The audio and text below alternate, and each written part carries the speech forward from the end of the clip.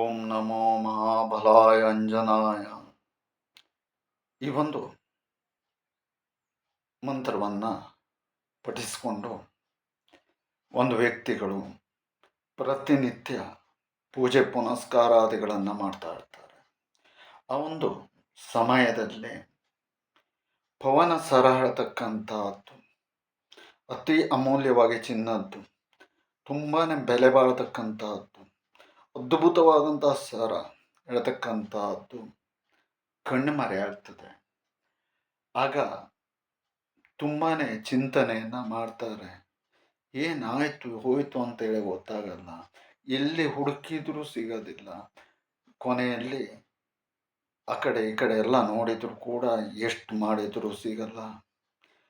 ಈ ಒಂದು ಅಪವಾದನೆ ಇತ್ಯಾದಿಗಳೆಲ್ಲವೂ ಕೂಡ ತನ್ನ ಮೇಲೆ ಬಂದುಬಿಡ್ತದೆ ಮತ್ತು ಜೀವನದಲ್ಲಿ ಇಲ್ಲಿಯ ತನಕ ತಾನು ಸಂಪಾದಿಸಿರತಕ್ಕಂತಹ ಮರ್ಯಾದೆಯೇ ಹೋಗ್ಬಿಡ್ತದಲ್ಲಪ್ಪ ಅಂತ ಹೇಳುವುದಾಗಿ ಚಿಂತಾಕ್ರಾಂತರಾಗಿ ಕುಳಿತಾರೆ.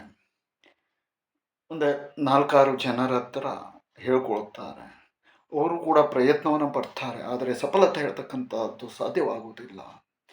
ಆ ಸಮಯದಲ್ಲಿ ಈ ರೀತಿಯಾದಂತಹ ಒಂದು ಧ್ಯಾನವನ್ನು ಮಾಡಿಕೊಳ್ತಾ ಮಲ್ಕೊಂಡಂತಹ ಒಂದು ಸಮಯದಲ್ಲಿ ನಿದ್ರೆಯಲ್ಲಿ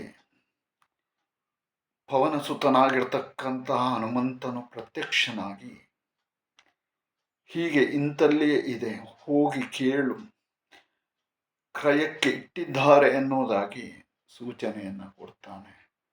ಹೋಗಿ ಮಾರನೇ ದಿವಸ ಮುಖವನ್ನೂ ತೊಳೆದೇನೆ ಅವರ ಮನೆಗೆ ಓಡೋಡಿ ಹೋಗ್ತಾರೆ. ಹೋಗಿ ಕೇಳ್ತಾರೆ. ಕೇಳಿದಾಗ ಆತನವನು ಗೃಹದಿಂದಾಗಿ ಅವರು ಕೂಡ ಹೌದು, ತಾನು ತಪ್ಪನ್ನು ಮಾಡಿಬಿಟ್ಟಿದ್ದೇನೆ ಪರಿಸ್ಥಿತಿ ಅನುಗುಣವಾಗಿ ಅಂತ ಹೇಳೋದಾಗಿ ಹೇಳ್ತಾರೆ.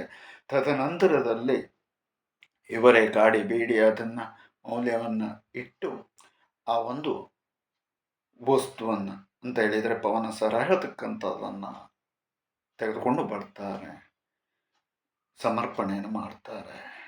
ಇದು ಪವನಸುತ ಹನುಮಂತನ ಒಂದು ಅದ್ಭುತವಾದಂತಹ ನಡೆದ ಜೀವನದ ಘಟನೆ.